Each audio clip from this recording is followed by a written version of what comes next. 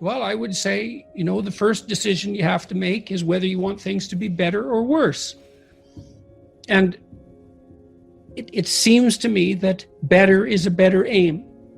And if that's what you want, then you can orient yourself to becoming fully on board with that. That's your motif. And I would say that's love in the religious sense, is that love is the desire that all things flourish.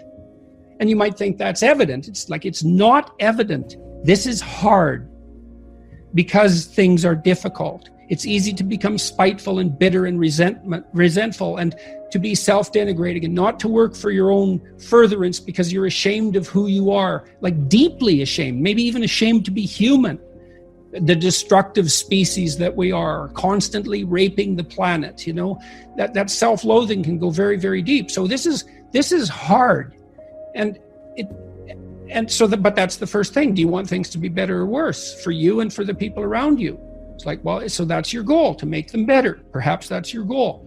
When I was a clinician, that's what I was always working on with my clients. It was like, I'm on the side of you that's aimed at making things better. No unconditional positive regard, because there's going to be parts of you that are working at counter purposes to that, and we're not on their side. They're to be judged and dispensed with, not in a contemptuous or dismissive manner, but with the knowledge that those elements of your personality are not serving the goal. And that doesn't mean that might be bringing them on board. So if you're aggressive, that can serve the good. That can make you persistent and committed and immovable, all those things. And then the next thing I would say is,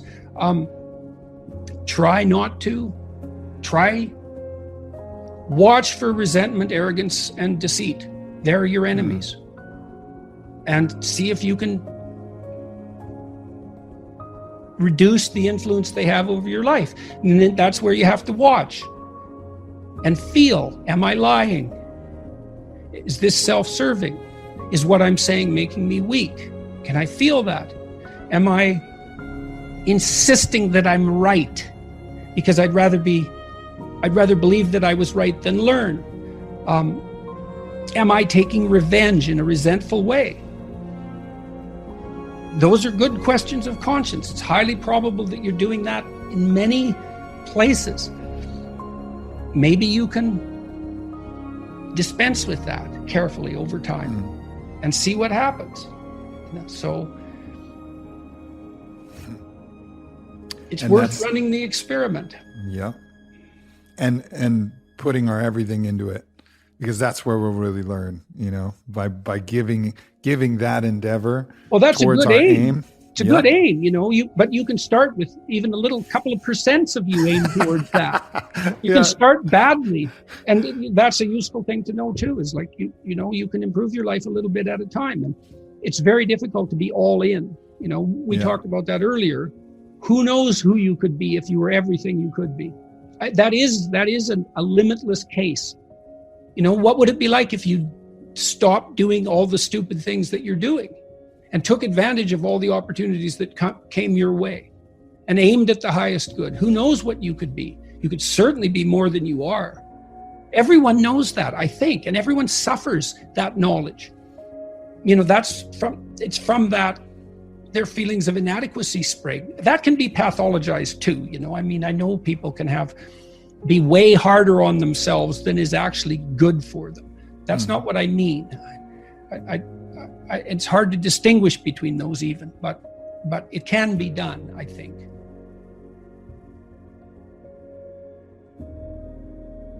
What can you be? And that's inspiring. That's a story that's going to be told and lived out in this life. And everybody who watches you live that story will be inspired by that, because they'll be inspired to live their own story. And that's, I think, the most important message is, live as the hero, and allow that to be, the fable that has grandchildren saying, I'm going to be whoever your name is, I'm going to be this person because you lived in such an inspiring way. And that's what draws me forward, and I think draws all the heroes forward of our time, and that's what we need right now. And that isn't done at someone's expense. Yeah.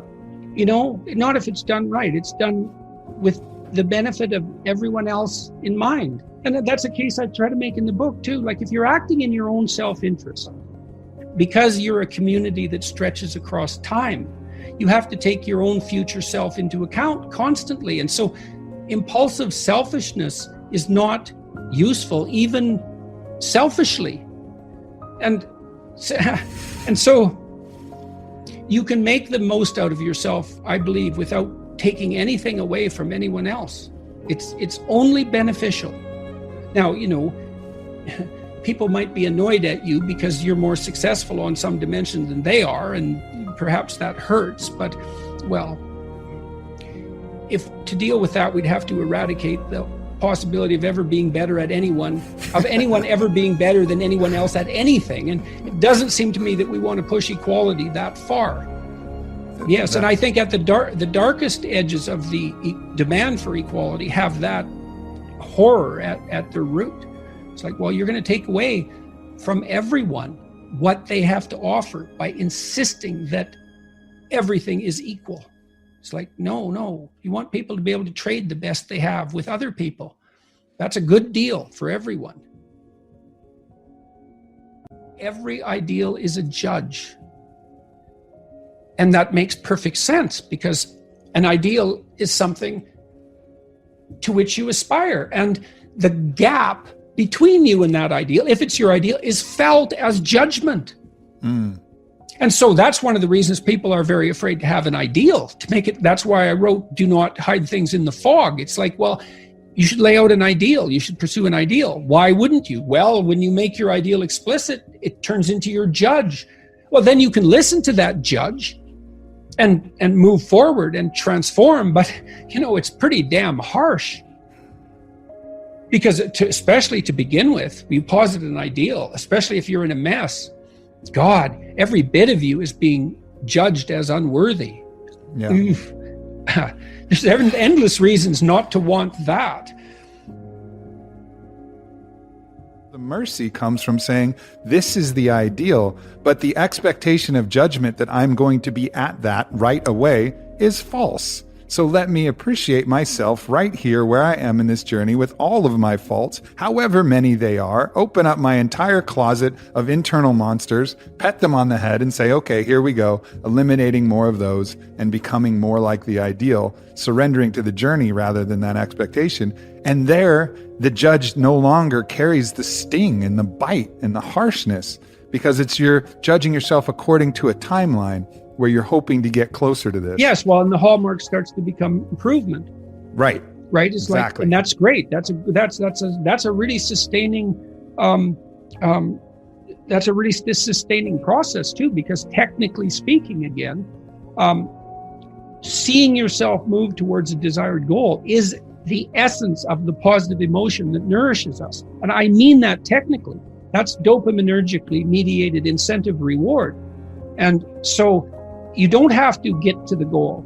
You have to aspire to the goal and move towards it. And that doesn't even matter if the goal recedes, which it will as you approach it, because your ability to conjure up what constitutes the ideal is going to become more sophisticated as you move towards it. And you might think, well, that's terrible, but it isn't, because it means the game doesn't have to end.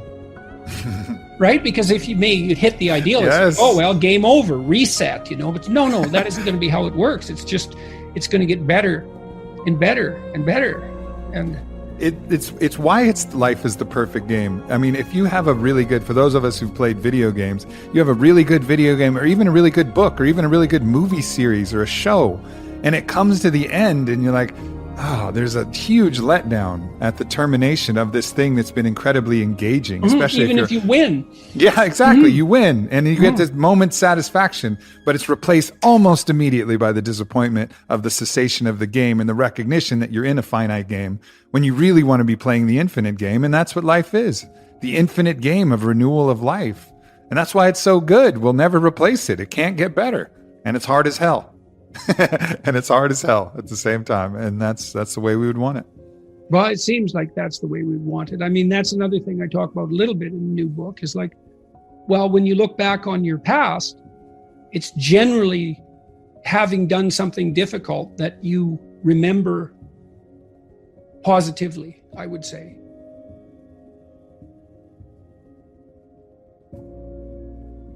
I'm in terrible pain almost all the time. And I do mean terrible. If in my previous life, when I was healthy, I had ever felt like I always feel now, I would have immediately gone to the emergency ward. But it's not helpful. As far as I can tell, as far as I've been informed for that matter, there isn't anything that can be done about the condition that I'm in. And that's rough. I have to remind myself all the time of what I should be doing, even to continue living for that matter.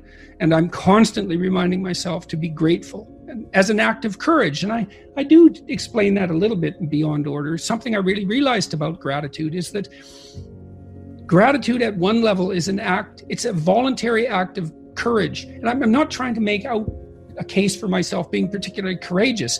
That isn't what I mean. I mean that it's a risk to be grateful. It's a decision that opens you up in some ways. And you're sort of grateful despite it all. It's a great gratitude, I suppose, as a marker of faith. And that faith is even, in some sense, belief in the impossible. Despite all this, it's good. And I have to remind myself of that all the time. And I do that with prayer. I mean, I say grace with my wife. We only share one meal together, but we always say grace. And I actually think, in some sense, that's a really good part of my day, the time we do that. And that comes as somewhat of a surprise. And it's a relatively recent practice for the two of us. Not that we weren't trying to be grateful before, but we've both gone through our respective hells in the last 2 years, because my wife had a very terrible cancer. It was terrible, and terrible surgical complications. And she was on death's doorstep for months and months and months. And in any case, we remind ourselves constantly to be grateful. And I'm always trying to watch what I say and to feel it out so that I use my words carefully.